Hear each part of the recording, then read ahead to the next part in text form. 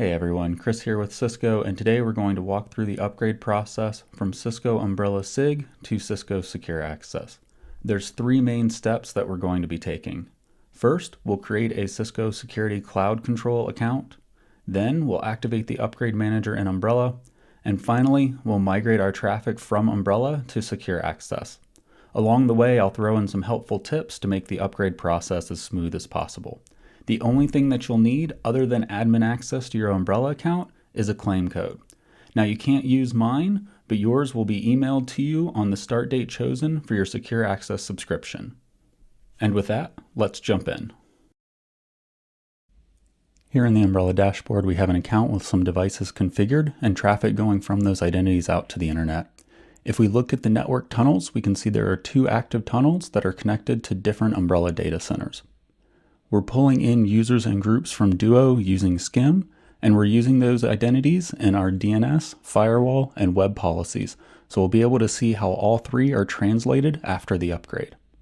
Under licensing, we can see that this account has a SIG Advantage license, and at the top we have the option to request an invitation to start the upgrade process. When we request it, an invitation will be sent to our email. This invitation request can only be made once, so the admin that clicks it needs to complete the process of attaching the account to Security Cloud Control. It's also important to note that this invitation allows starting the upgrade after Secure Access has been purchased. You'll want to have your claim code available before starting this process.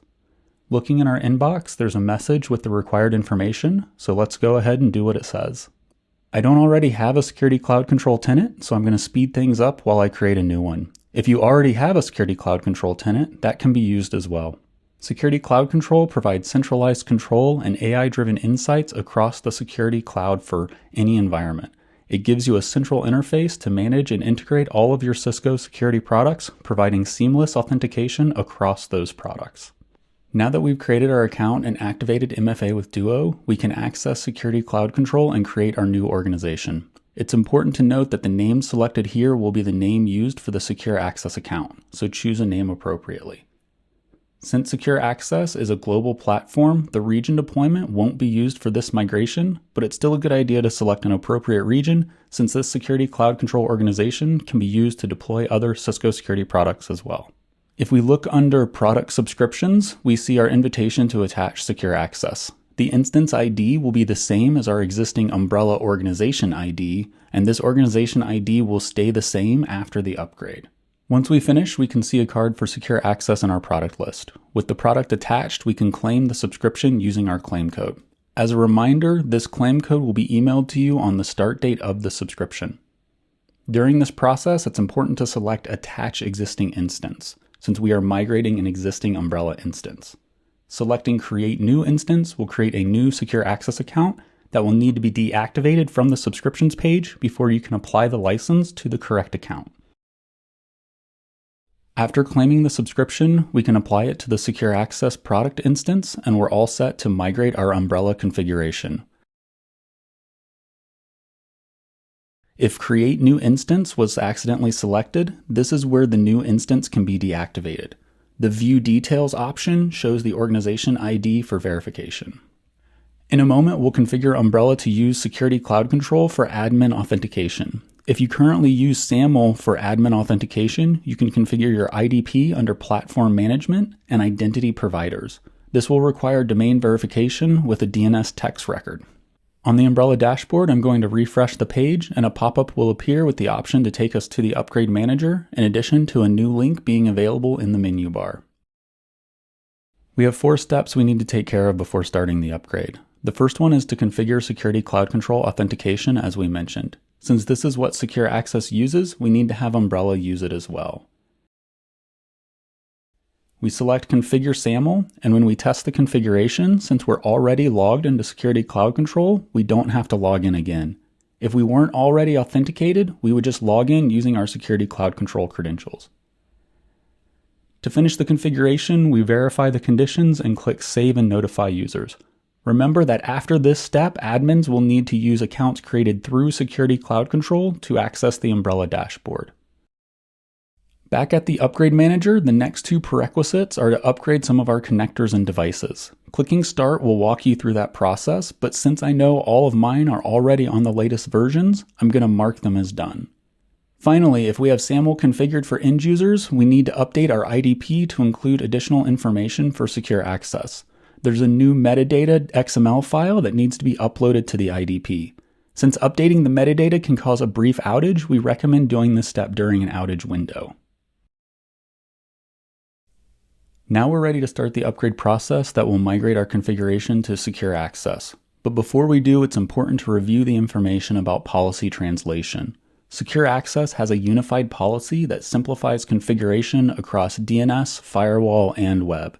Because of that, there might be multiple rules per migrated policy, and while the Upgrade Manager does its best to match intent, it's important to review the translated rules for accuracy. We'll take a deeper look at this in just a moment. Once clicking Upgrade, it can take a bit to complete, so now's a good time to stand up and stretch. If an upgrade is being done as part of a renewal, this upgrade step is what needs to be completed for the new license to be fully applied. The important thing to note is that we've only migrated our configuration. All of our traffic is still being routed through Umbrella. We can verify this by opening Activity Search and selecting Cisco Secure Access as the point of enforcement. No traffic is found, confirming Umbrella is still being used. With the upgrade complete, we can view the access policy in Secure Access and see the translated firewall rules are listed first, then web, and finally DNS. Although the rules are labeled with where they were translated from, every rule in Secure Access can apply DNS, web, or firewall security controls. This allows admins to focus on the intent of the rule and not what security engine is best to enforce that intent. Each rule also has a single action, and both source and destination are evaluated, making it easier to know when a rule will or will not match.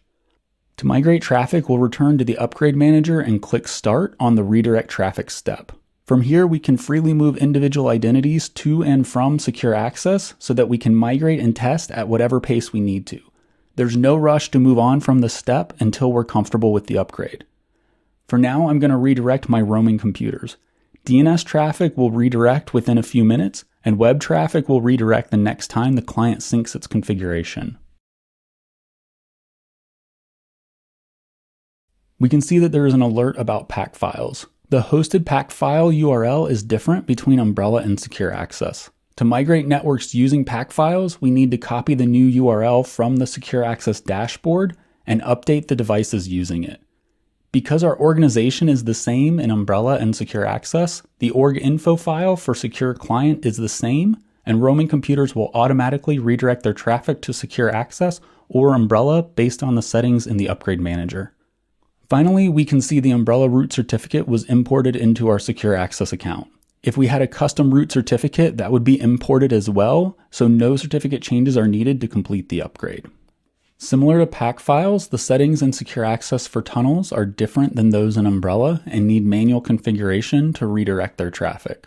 On the Network Tunnel Groups page, we can see our tunnels are listed as Needs Review, and clicking on the HQ tunnel, it takes us through a wizard to complete the necessary steps.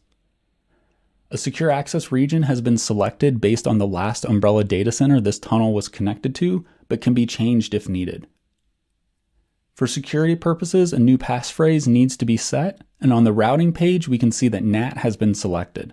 This is how Umbrella tunnels work, but it's worth noting that Secure Access has full BGP support for dynamic routing. For now, I'll leave NAT enabled. On the last page, we see the information needed to reconfigure our tunnels.